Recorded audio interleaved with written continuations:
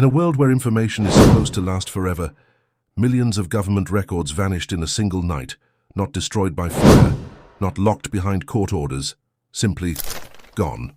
They were official declassified files, documents released to the public after decades of secrecy.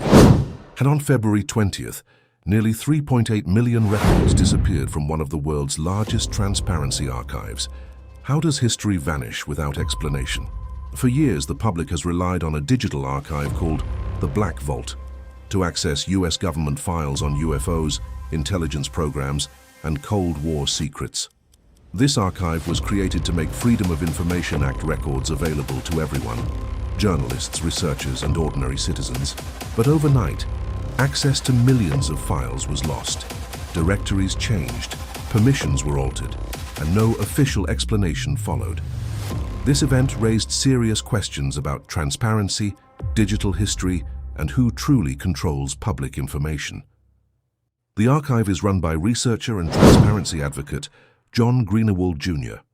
For more than 25 years, he has submitted tens of thousands of FOIA requests to US government agencies, collecting documents on UFO and UAP investigations, CIA research projects, military intelligence reports, psychological experiments, and records linked to the assassination of John F. Kennedy.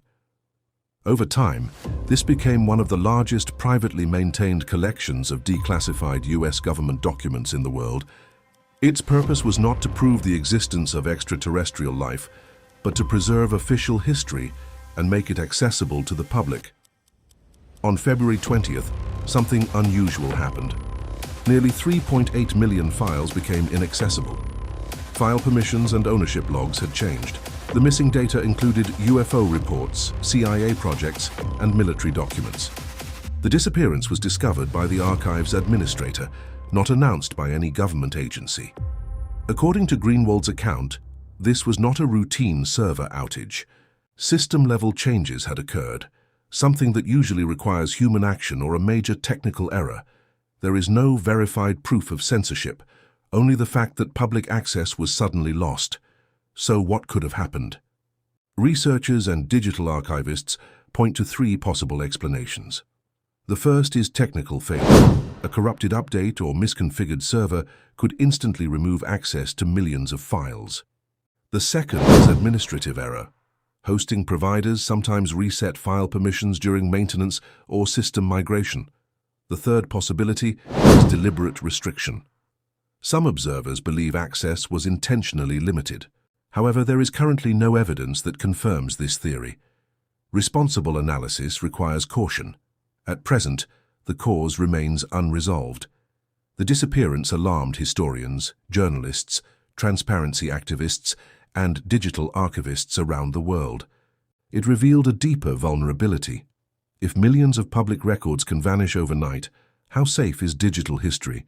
Unlike physical archives, digital collections can be altered instantly, without witnesses. This case highlights a modern problem.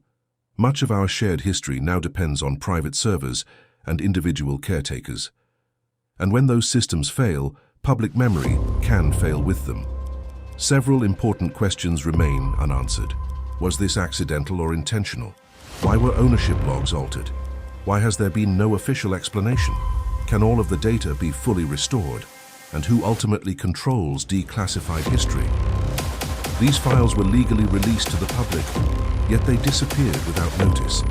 That contradiction remains unresolved. Digital preservation experts warn that archives need redundancy. Public data should be mirrored across multiple systems. Relying on a single server is risky. Historians also remind us that declassification does not guarantee permanence. Transparency must be protected, not assumed. This story is not really about UFOs. It is about memory. Millions of historical records, covering intelligence projects and unexplained phenomena, briefly slipped out of public reach. Whether caused by error or intervention, the event exposes a fragile truth. In the digital age, history can disappear as easily as it appears. If public knowledge can vanish overnight, then transparency itself becomes uncertain. And that leaves us with one final question. Who should be responsible for protecting our shared history? governments, institutions, or the public itself.